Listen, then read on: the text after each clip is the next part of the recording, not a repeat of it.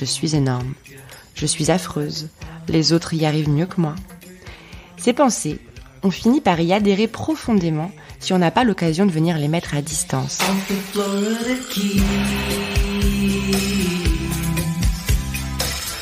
There's a place called Kokomo. That's where you wanna go to get away from it all. Scusi di dérange, c'est Charles Brumeau, diététicien. Bienvenue à Dans la poire chillax. C'est le format un peu différent de Dans la poire puisque je laisse la parole à des intervenants tout l'été pour qu'ils puissent parler de vous, avec vous, pour vous, chacun avec leur sensibilité.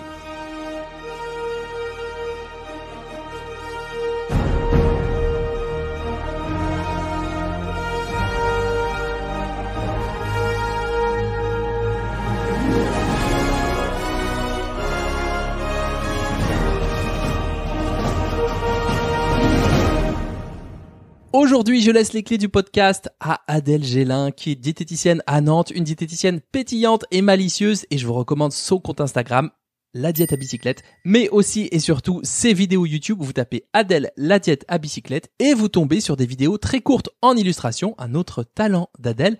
Moi, ma préférée, c'est la métaphore de la petite plante, très utile pour celles et ceux qui font attention à, mais qui ont des difficultés à prendre soin de leur personne juste parce qu'elles le valent bien, quoi. Voilà, je vous laisse avec Adèle qui va vous faire voyager dans l'univers de nos pensées.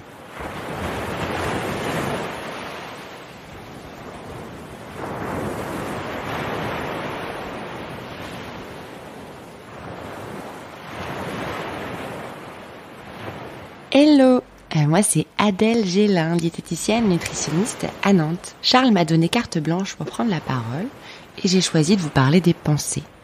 Quand on travaille avec les TCC, les thérapies cognitives et comportementales, l'étude des pensées est essentielle. Nous ne pouvons pas nous empêcher de penser. Chaque jour, c'est 12 000 à 60 000 pensées qui nous traversent. Parmi ces pensées, certaines reviennent en boucle, comme un petit manège dans la tête. On peut en reconnaître en général 10 à 20, et elles sont assez contextuelles.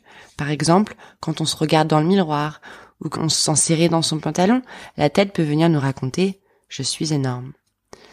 Une pensée est détectable grâce à l'émotion qu'elle nous fait ressentir. Étant humain, nous avons un cerveau programmé pour se concentrer sur le négatif, et ce pour une raison bien précise, nous permettre de survivre. Si le cerveau est programmé ainsi, c'est parce qu'il cherche avant tout à nous adapter à notre environnement. C'est un instinct qui nous vient de nos ancêtres, très exposés au mode survie. Notre environnement ne présente plus à l'heure actuelle autant de dangers que par le passé, mais notre amygdale, chef d'orchestre des informations sensorielles, s'active toujours de la même manière. Les 10-20 pensées dont je parlais, celles qui reviennent en boucle, là, comme un petit manège dans la tête, s'activent toujours en lien avec nos peurs profondes. Je vais en citer quelques-unes que j'entends très souvent au cabinet. Je ne suis pas assez ci. Je suis trop ça. Je n'y arriverai jamais. J'en suis incapable. Je suis affreuse. Les autres y arrivent mieux que moi. Ces pensées, on finit par y adhérer profondément si on n'a pas l'occasion de venir les mettre à distance. Et il y a forcément une réponse comportementale liée à ces pensées. Si on reprend la logique, les pensées ont bien une fonction liée à une intention. Parfois celle de nous protéger de l'échec, de l'exposition, de nous protéger du danger. Quand on se dit qu'on est trop ci ou pas assez cela, c'est peut-être qu'on a peur de l'abandon, du rejet, notre histoire personnelle y étant sûrement pour quelque chose. Quand on s'intéresse un peu plus à ces pensées dures que l'on a, on peut aussi observer l'impact qu'elles ont sur notre vie, nos actions.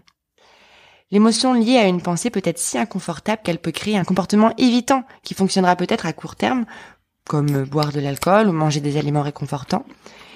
Elle pourra aussi être subie et augmenter encore l'inconfort, la souffrance, ou bien induire des comportements de lutte, de combat, à l'image des régimes restrictifs, quand la peur de grossir est très puissante. On peut rester très longtemps coincé dans ce type de réaction comportementale. On peut aussi apprendre à venir s'intéresser de façon très curieuse à ces pensées. D'abord en les identifiant, simplement en les nommant, comme pour les sortir de sa tête et venir les regarder. Puis en observant l'impact sensoriel et comportemental. Où est-ce que ça se passe dans mon corps? Quelles conséquences ça a? Et ensuite, en allant s'intéresser vraiment à elle. Vous savez, comme si on rencontrait quelqu'un. Salut! Ça fait longtemps que tu es là? T'as atterri comment par ici? C'est quoi ton rôle à toi? Tu te donnerais quelle note au niveau utilité?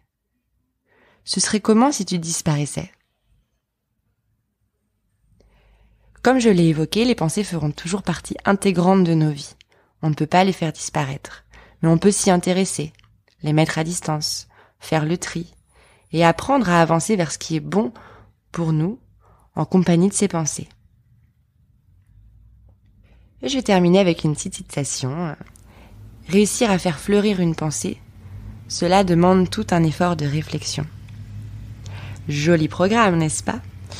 Allez, sur ce, je vous souhaite de venir planter les plus douces pensées cet été. Salut!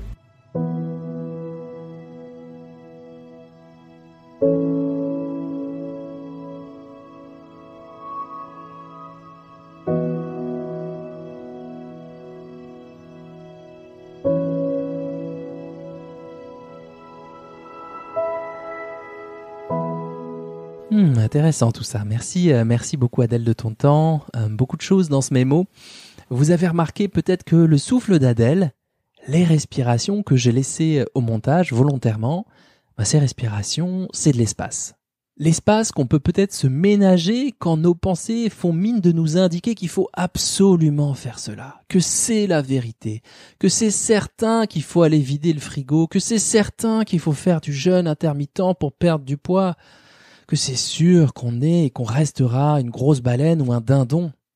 Et ces pensées, comme le rappelle Adèle, on peut pas trouver le bouton off, peut-être parce qu'il n'existe pas, en tout cas du temps de notre vivant, et qu'en attendant, il va bien falloir bricoler avec, s'entraîner à dialoguer avec, les mettre dans une place peut-être un peu plus adaptée, apprendre à les trier. Tiens, est-ce que cette pensée-là, honnêtement, vraiment honnêtement, si je suis honnête avec moi-même, est-ce qu'elle est vraiment utile ou plutôt inutile pour me mener là où je veux me diriger, là où je veux passer le plus clair de mon temps et de mon énergie.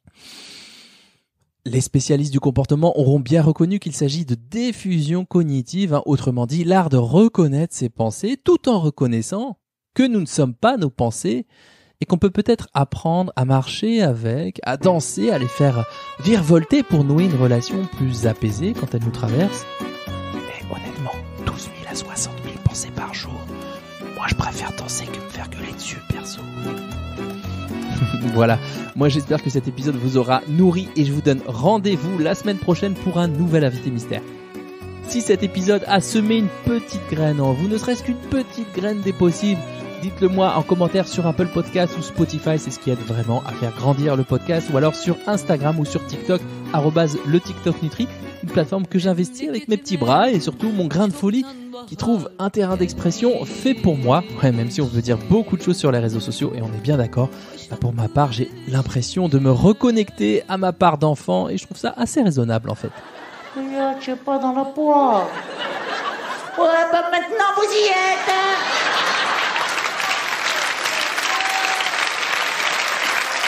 Ah non. Il faut pas se laisser faire, vous avez compris? Je vous souhaite un bel appétit de vivre et à très vite pour un nouvel épisode dans la poire chillax.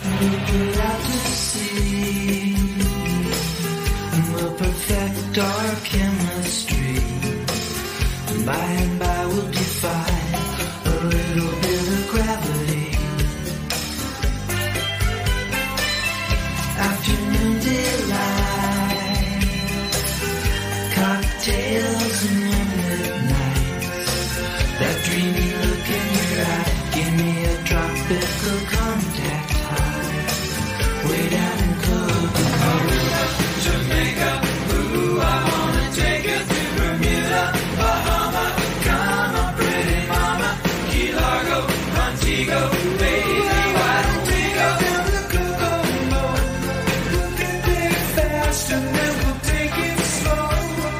That's where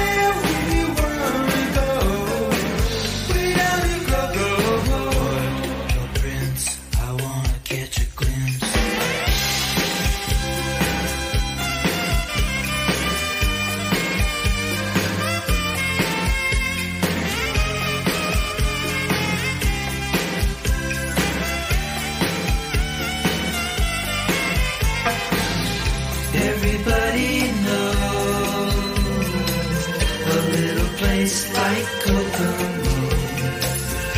Now if you wanna go and get away from it all, go down the Kokomo.